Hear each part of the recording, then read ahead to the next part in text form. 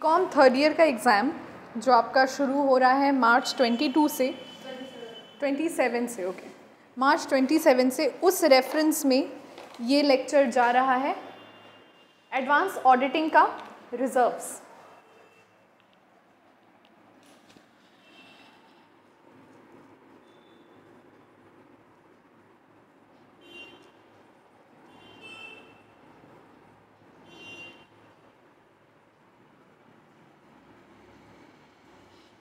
पूरा का पूरा लेक्चर यहाँ पे शूट हो जाएगा। लेक्चर का कोई एक या दो पार्ट नहीं है। सारे जितने नोट्स आपने लिख रखे हैं उन सारे नोट्स को हमें समझना है। देखो, सबसे पहले हम बात करते हैं कि रिजर्व का मतलब क्या होता है, रिजर्व शब्द का मीनिंग क्या होता है। देखो, रिजर्व शब्द का मीनिंग होता है ऐसा कोई भी अननोन लाइबिलिटी के लिए बचाया गया पैसा। जैसे एक छोटी सी बात समझो, लेट्स से एक कंपनी है, कंपनी ए, ओके। कंपनी ए ने 2020 में कमाए 1 करोड़, 2021 में कमाए 11 करोड़ और 22 में कमाए 20 करोड़। अच्छी बात है, देख रहे हो बढ़ते हुए ट्रेंड में गया है। अब कंपनी की पॉलिसी क्या थी, क्योंकि रिजर्व तभी क्रिएट हो सकता है, बहुत इंपॉर्टेंट बात है, सुनो। पूरे के पूरे नोट्स को मैं समराइज कर दूंगी लेक्चर में ही। कंपनी तब तक रिजर्व नहीं क्रिएट कर सकती जब तक वो आर्टिकल ऑफ एसोसिएशन से प्रिस्क्राइब्ड ना हो। और आर्टिकल ऑफ एसोसिएशन में कितना रिजर्व रखना है, कितने परसेंटेज का रिजर्व रखना है, ये बात साफ साफ लिखी होनी चाहिए। तो मान लो कंपनी ए का आर्टिकल ऑफ एसोसिएशन कहता है कि हर साल के नेट प्रॉफिट में से हम 10% अपने रिजर्व में ट्रांसफ़र करेंगे। अभी ये मत पूछना जनरल रिजर्व, कैपिटल रिजर्व, क्योंकि अभी तुम्हें केवल नाम पता है, उनके मीनिंग नहीं पता है।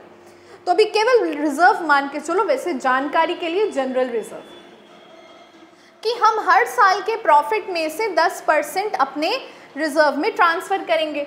तो हमने 1 करोड़ का 10 ट्रांसफ़र किया, कितना हो जाएगा 1 करोड़ का 10%? 10 लाख।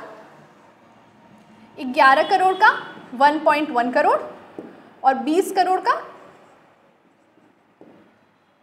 यही हुआ ना।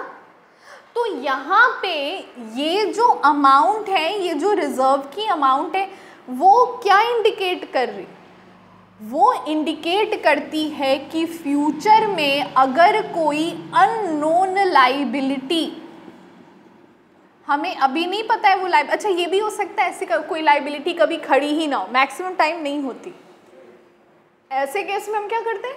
ऐसे केस में नहीं, ऐसे केस में हम उसको डिविडेंड बना के डिस्ट्रीब्यूट कर देते हैं। देन अगेन ये प्रोविजन भी कहाँ बताया गया होना चाहिए? हाँ, कि अगर कंपनी के डिविडेंड कभी रिजर्व्स कभी यूजेज में नहीं आते हैं तो कंपनी उनका किस किस तरह से उपयोग कर सकती है। बोलो बात सही। अब मैंने लिखवा रखा है तुम्हें कि रिजर्व्स मेनली होते हैं 5 प्रकार के, 6 प्रकार के जो मेन होते हैं, जो तुम्हारे बीकॉम थर्ड ईयर के सिलेबस में हैं, वो मेन होते हैं। सबसे पहला जो आता है जनरल रिजर्व, सामान्य रिजर्व। ये जो पैसा है ना, ये जनरल रिजर्व में ही जाता है। अब अगर एक जनरल है मतलब सामान्य है, तो एक क्या होगा? स्पेशल रिजर्व होगा। ऑपोजिट हुआ ना। इस स्पेशल रिजर्व को हम नाम देते हैं स्पेसिफिक रिजर्व, ओके। उसके बाद एक चीज आती है, अच्छा इस पे ना कंपल्सरी वाला क्वेश्चन फॉर्म किया जा सकता है, सिंकिंग फंड। इसको बड़े अच्छे से समझ के जाना। इसके बाद एक आता है रिजर्व कैपिटल।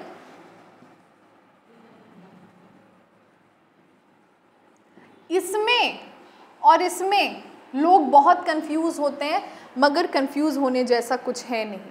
बेसिकली इसको हम कैपिटल रिजर्व भी बोलते हैं और इसको हम रिजर्व कैपिटल बोलते हैं। इजी है, अभी आगे बढ़ेंगे। एक जो केवल ये सीक्रेट रिजर्व, ये केवल बैंकिंग और फाइनेंशियल इंस्टीट्यूशन के लिए वैधानिक है, लीगल है। बैंकिंग या फाइनेंशियल इंस्टीट्यूशन के अतिरिक्त अगर कोई कंपनी बनाती है वो इलीगल घोषित हो जाएगी। कंपनी के डायरेक्टर्स पर चार्ज लगेगा और कंपनी को नेट प्रॉफिट का 12% कंपनसेशन पे करना पड़ेगा। Secret reserve, capital reserve, special reserve हो गया, दैट्स इट। मेनली 5 हुए यहाँ पे। देखो तुम्हारी बुक में क्या कर रखा है ना कि जनरल रिजर्व और कैपिटल रिजर्व को बांट दिया है। क्या होता था कि कंपनी एक्ट 1956 में दोनों अलग होते थे, कंपनी एक्ट 2013 में भी अलग है, मगर जो कंपनी एक्ट रूल 2019 में आया है ना, उसमें इन दोनों में इतनी समानता कर दिया है, इतनी सामान्यता हो गई है। रूल्स आए थे 2019 में, उसको लेके नियम आए थे, तो उस नियम में लेटेस्ट मैंने पढ़ रखा है ना, तो उस नियम में इन दोनों में इतना ज़्यादा सिमिलैरिटी हो गया है कि कुछ खास डिफरेंस नहीं बचा है पढ़ाने को, मगर सिलेबस में इन दोनों को 2 ट्रीट किया है, तो मैं ऐसे ही चलेंगे। जल्दी से बात करते हैं जनरल रिजर्व का। देखो जनरल रिजर्व में मैंने लिखवा रखा है created by the appropriation of general profit, मतलब ये जो सामान्य प्रॉफिट आप कमा रहे हैं इसका हिस्सेदारी लगाना, जो नॉर्मलेस्ट फॉर्म है वो क्या हो गया, जनरल रिजर्व। जब हम कभी भी कैजुअली भी रिजर्व को रेफर करते तो हम किसको रेफर करते हैं, जनरल रिजर्व को। उसके बाद स्पेशल रिजर्व, मान लो हमें 1 करोड़ की कोई एसेट खरीदनी है, हमने कंपनी के, अच्छा एक चीज़ समझो, स्पेसिफिक रिजर्व का सीन ना तुम आर्टिकल में बना नहीं सकते हो। मान लो हमारी कंपनी 10 साल पहले खुली थी, हमें 10 साल पहले क्या पता था कि कितनी एडवांस मशीन आ जाएगी 10 करोड़ की, कि हम उसका नहीं ना प्रोविज़न लिखे होंगे। तो स्पेशल रिजर्व या स्पेसिफिक रिजर्व कंपनी में स्पेशल रिजोल्यूशन के पास होने के साथ साथ किया जा सकता है, ठीक है। यहाँ पे आप जिस पर्पस से रिजर्व क्रिएट कर रहे हो, ये पर्पस वेल डिफाइंड होता है कि एसेट खरीदनी है, 2 करोड़ की एसेट खरीदनी है। उस एसेट के लिए अगर मैं महीने का, साल का प्रॉफिट 50 लाख कमा रही हूँ, तो मैं 2 करोड़ का एसेट एकदम से नहीं खरीद सकती। मुझे कुछ नहीं तो 4 साल के नेट प्रॉफिट्स का एक प्रोविज़न बना के तब खरीदना चाहिए। वो मेरे लिए भी ठीक है और वो इनकम टैक्स डिपार्टमेंट के लिए भी सही है, वरना रेड पड़ जाएगी कि भाई कमा रहे हो तुम 50 लाख और मशीन ले रहे हो 2 करोड़ की। स्पेसिफिक रिजर्व का आर्टिकल्स में कहीं कोई प्रोविजन नहीं बनाया जा सकता है। सिंकिंग फंड, बहुत ध्यान से सिंकिंग फंड को समझना। देखो सिंकिंग फंड में मैंने तुम लोगों को मैसेज लैंग्वेज में लिखवाया कि जब कंपनी को लॉन्ग टर्म स्पेसिफिक लाइबिलिटी की रीपेमेंट एक फिक्स डेट पे करनी होती है, मतलब समझो बहुत बड़ी लाइबिलिटी, हम छोटी मोटी लाइबिलिटी की बात नहीं कर रहे, हम ऐसी लाइबिलिटी की बात कर रहे हैं जो कंपनी के नेट प्रॉफिट को भी एक्सीड कर रहा है। जैसे मान लो हमारी कंपनी कभी भी 20 करोड़ से ज़्यादा नहीं कमा पा रही थी, हमने बोला let's do something ground breaking, और एक मशीनरी है जो प्रोडक्शन में इतनी इम्प्रूवमेंट करके आउटपुट को प्रोड्यूस करती है कि अगर हमने 2023 में इस मशीनरी के इस्तेमाल से प्रोडक्शन किया तो हमारा डायरेक्टली डबल हो जाएगा प्रॉफिट।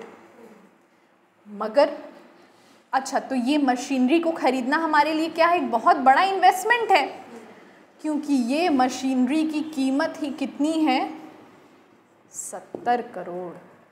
देख रहे हो यहाँ पे, मतलब हमारे प्रॉफिट के 3 गुना से भी ज़्यादा। अब हम फाइनेंसर के पास गए, पहले तो 2 फाइनेंसर ने अपना दरवाज़ा बंद कर दिया, जो माना उसने 10 तरह की शर्तें लगाई कि तुम्हारे प्रॉफिट का 50% मेरा, ये मेरा, वो मेरा, तुम्हारा ये एसेट, एवरीथिंग हम मान गए, क्योंकि हमें इतना कॉन्फिडेंस है कि ये मशीन तो बढ़िया काम कर देगी। अब ये एक बहुत बड़ी लाइबिलिटी है, तुम्हारे नेट प्रॉफिट से 3 गुना बड़ी लाइबिलिटी है, क्योंकि नेट प्रॉफिट तो यही दिख रहा है ना रेलेवेंस में, ये तो हमारी इस साल की एस्टीमेट है कि हम इतना कमा लेंगे। तो अभी ऐसे केस में इस चीज़ को समझो कि ऐसी लाइबिलिटीज़, और हमें रीपे कब करना है, अगर हम 2023 में ये पैसा उठा रहे हैं तो हमें 2030 में 70 करोड़ प्लस 50 लाख का इंटरेस्ट, मतलब कितना पे करना है, 70 crore and 50 lakhs. This is I have to pay it, right. अब इस चीज़ के लिए हम क्या करने लगे, हर साल अपनी प्रॉफिट का 25% हम ऐसे फंड में अगर डालने लगते हैं, कब तक, 2030 तक, तो वो क्या कहलाता है, सिंकिंग फंड. मतलब एक ऐसी लाइबिलिटी जो भाई औकात से भी बाहर चली गई, उसकी पेमेंट 7 साल में करनी है. किस तरह से करेंगे, 25%, जो भी प्रॉफिट कमा रहे हो 25% किनारे करो. अच्छी बात यह है कि सरकार भी यहाँ पे डिडक्शन देती है, मतलब तुम्हारा जो प्रॉफिट माना जाएगा वो साल का 25% घटा के माना जाएगा. चैप्टर 8 है जो डिडक्शन का, उसमें ये चीज़ है. अच्छा, इसके बाद हम बात करते हैं, क्या क्या चीज़ों को डिस्कस कर लिया हमने.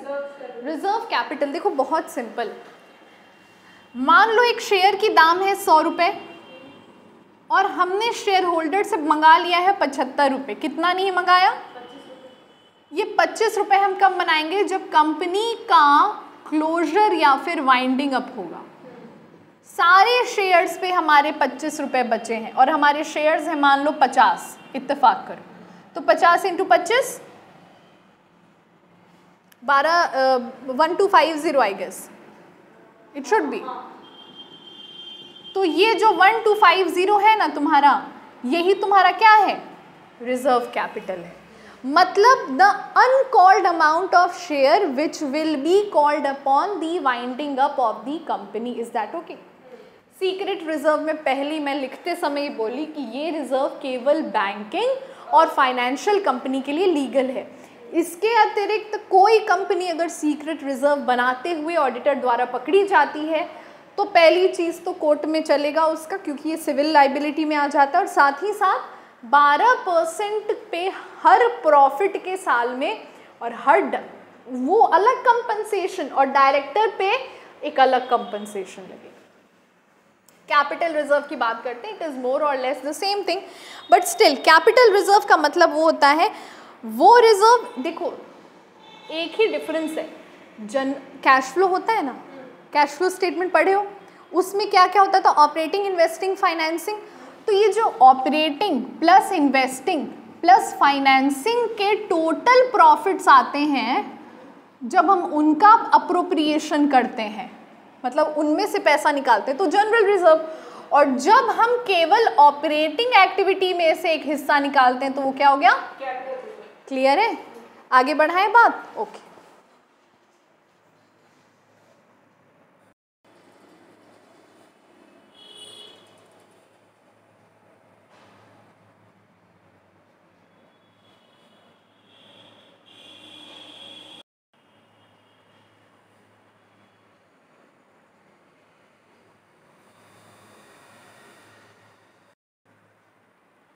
अब हम बात करने जा रहे हैं रिजर्व्स के